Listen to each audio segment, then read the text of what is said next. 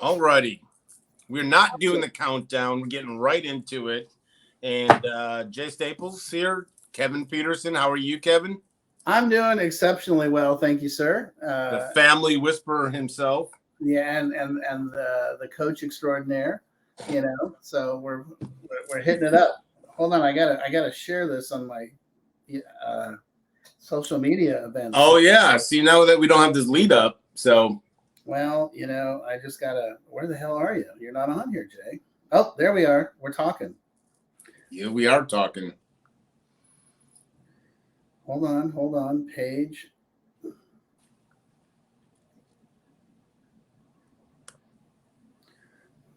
And one more. Share it to me, to Kevin.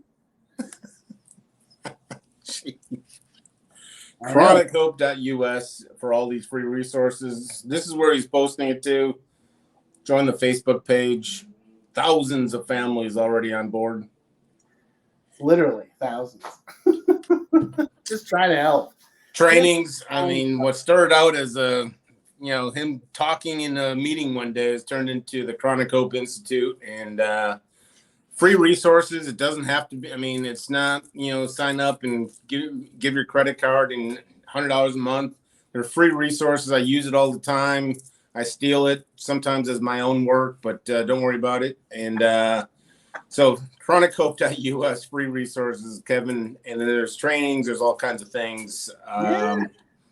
Just an amazing resource. I'm going to warn you that the questions in line for this week, I was typing them in and I was like, whoa, so they're going to be heavy. I don't know if you're ready for this. Let's, you know what? Bring it. Let's rock. So,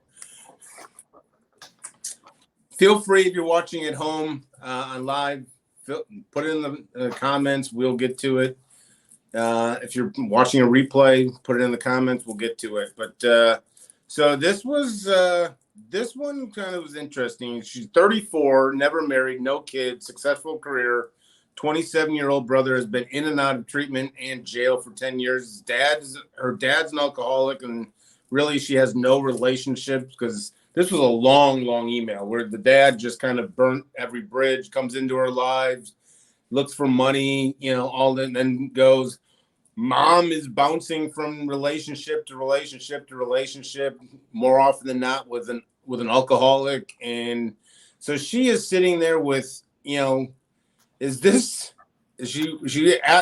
with the question, is this codependency? Because she's always unhappy. She just feels this void because she's always waiting for brother to try to get sober, look for help, or get out of jail. Dad is in and out. She's got addiction all around her. And she came across the show a couple of weeks back, and she said, I wasn't going to email, but now something's telling me. She wants to know is this what codependency is, where she's like, I've never been happy my whole life. And I'm always worried, thinking whatever it may be about mom, dad, and brother, and never about herself. The answer is yes. Next question. No, just kidding. Yes. And so here's the thing, right? Okay. Here's the thing. Everyone thinks that when there's addiction in a family system, the problem is the addict, right? And all we need to do is focus on the addict or the alcoholic or whatever we're going to call them, fix them, and everything will be okay.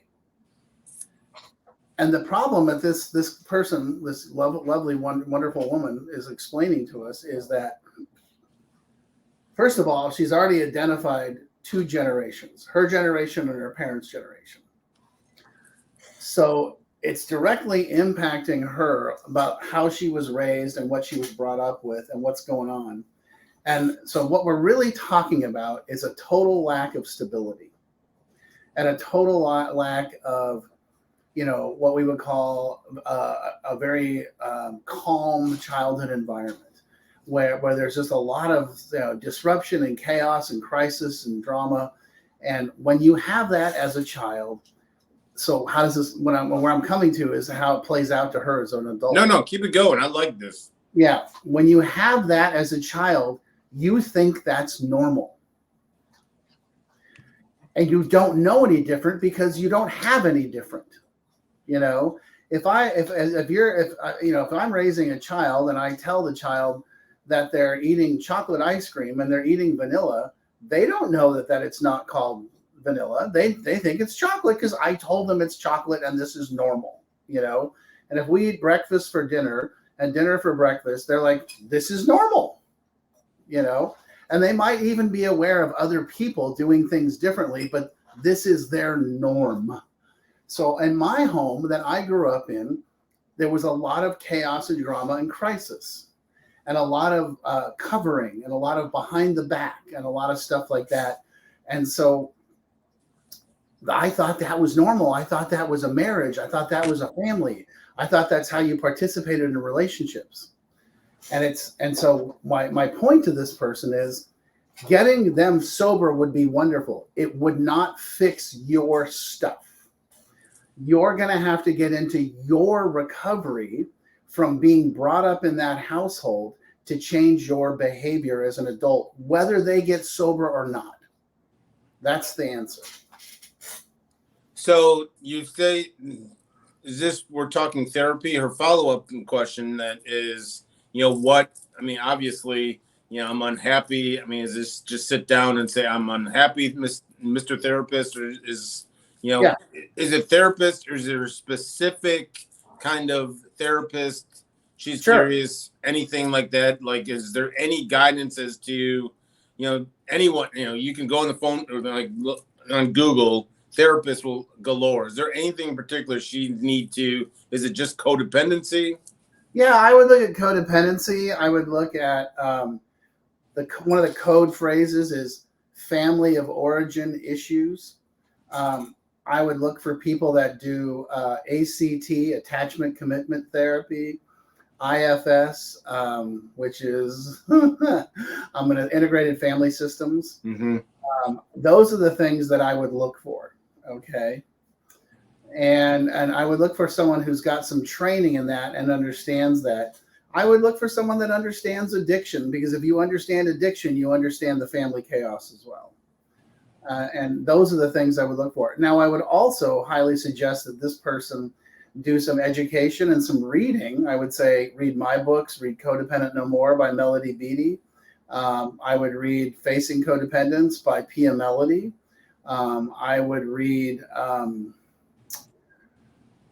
lot of Brene Brown's books. I think her books are phenomenal, especially in this environment. By the way, she's very open about the fact that she's in recovery as well, and that she grew up in an alcoholic household. And so that's all part of the plan. Is, these are all people, you want to find somebody that's actually experienced this and understands this, and not a general therapist that's like, oh yeah, no, sure, I can handle that. It's like, as a therapist, as a licensed marriage and family therapist, I work with family systems that are impacted by addiction. I don't do other stuff. I've gotten to the point where I'm like, no, this is my specialty. That's like going to the oncologist and saying, can you replace my knee? And he's like, no. And you're like, well, you went to med school. He's like, yeah, but that's not what I do. Yeah.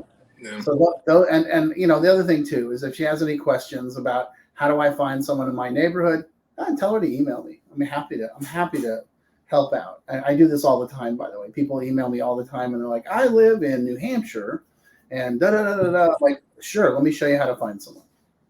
Yeah. Awesome. Yeah. And she mentioned Brene Brown. She watched she said the TED Talk. I know exactly. We all know which TED Talk, Brene Brown. And she's like, I just kind of was inspired. And then as the video, and she's like amazing. I'm going to reply to her no matter what, but she was like, and then the video ended and I was kind of had this feeling of like, I don't know what to do. So I think you gave her, it's interesting. Just the overall, like, she's the first step. I thought, I said, I'll get back to her, but I said, the first step is that you're actually acknowledging this. I mean, the fact that you're in this hurricane and it's like, wait a second, I'm now realizing that brother, mom, dad, like I'm unhappy. I've never been happy. And so just the fact that you're acknowledging it is a first step. So I'm going to also get back